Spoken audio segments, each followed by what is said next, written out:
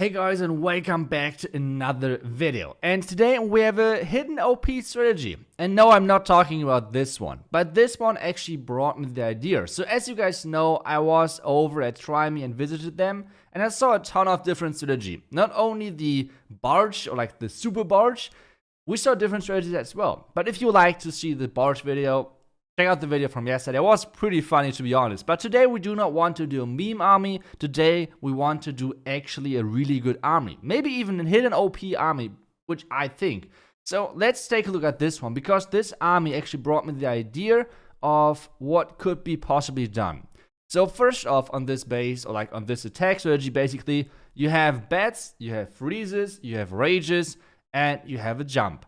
In addition to that, you have 18 super barbarians, which is kinda crazy. That are a lot of barbarians.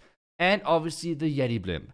So what exactly is the goal with this strategy, and what are you aiming for? So first off, what he did, he looted out the clan castle nice and early, took care of an inferno tower for pathing for the queen later on, and now he's trying to let the queen charge into the single inferno tower using an ice golem perfectly to tank that inferno tower, and this gives the queen access to the core later on. The king, meanwhile, taking down the town halls, obviously nice as well, and then as soon as all of this is done together, then he can get started with his super barbarians later on.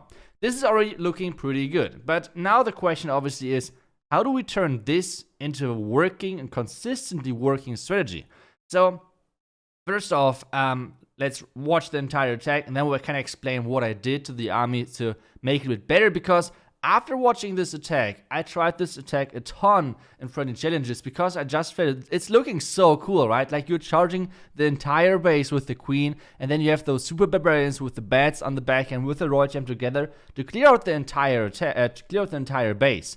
And this is what happens over here. Like the king is alive still, the queen has her ability left, so this is no problem. And with the royal gem together, they're clearing out the entire back end of this base. The jump spell was placed perfectly, so nothing could get distracted into the core or anything. And well, this base is just crushed. So really nice attack by Brit, but I think we should try our take on this strategy and see if we can improve it a little better to make it work on many more bases, because I feel like maybe I'm going over the top again, but I think this might work really well and could be actually pretty strong in the current meta. So let's take a look at what exactly I did to the army and how I changed it a little bit. So it's still this jolly looking army which has like 18 super barbarians, which the first time people are seeing this attack, it's like, you're trolling, let's get to the next video. Trust me, this works. So what we did first off is I added even another super wall breaker, because I feel like we need more power for the queen to make sure that she can reach us more, which is one less ice golem. And I added a couple of more wizards because time fading is a thing.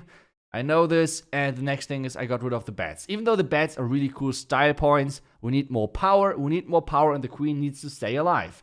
If all of this comes together, we have a really solid army. So basically how this army is working is, I think most of you guys know TDH, right? So for everyone who does not know TDH, basically this is a version of Queen Charge Lalo. But in TDH, you're basically charging the entire base with only rages and 2 freezes, the exact same spells as we're using it over here, and a Yeti blimp.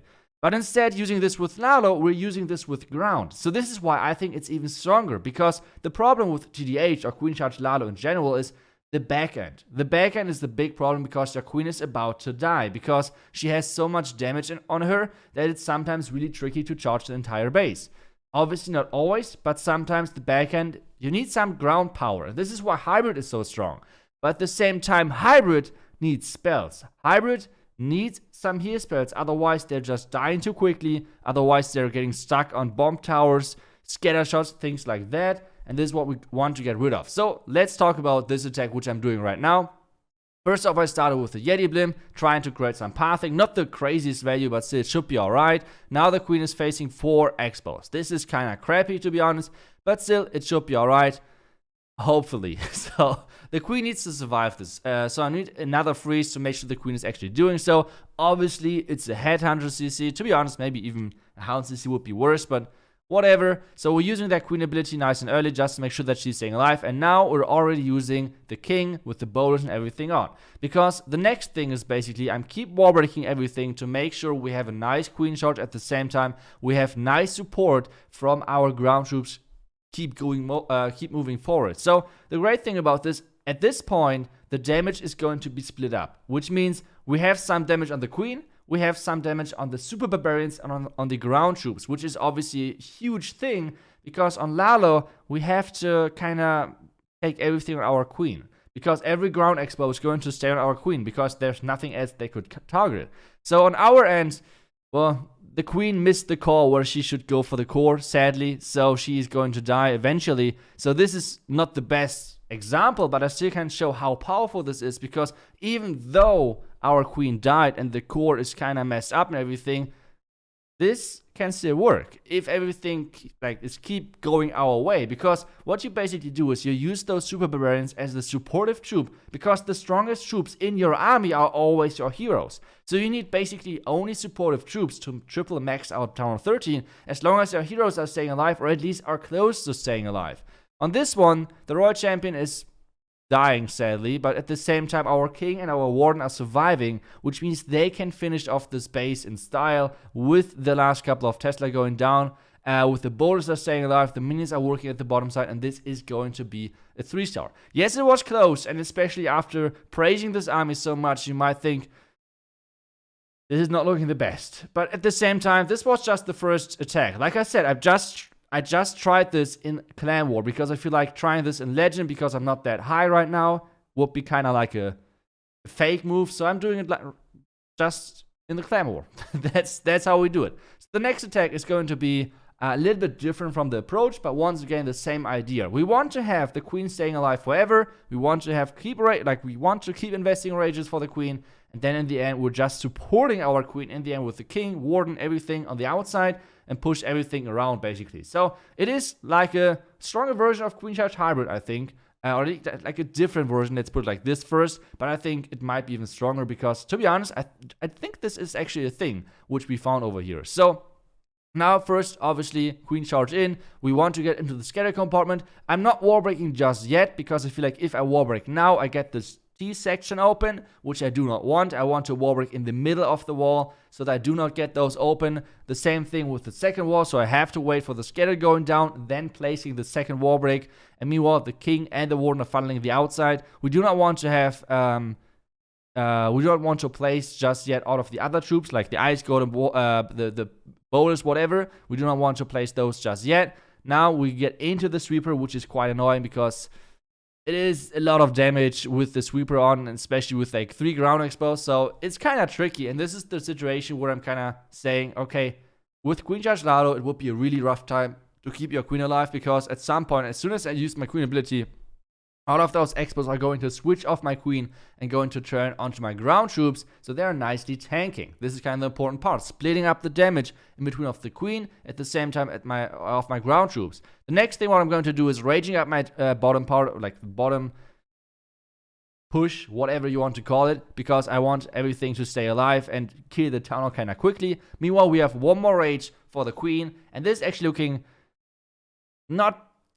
not sure if that's looking good or bad, to be honest. I feel like people are underestimating the super barbarians anyway, so this is maybe looking not too good, but either way, the queen is getting rid of all of those defenses on the back end. Now the wall break would be nice, but to be honest, I swagged the one super wall breaker already in the beginning because it targeted some random wall.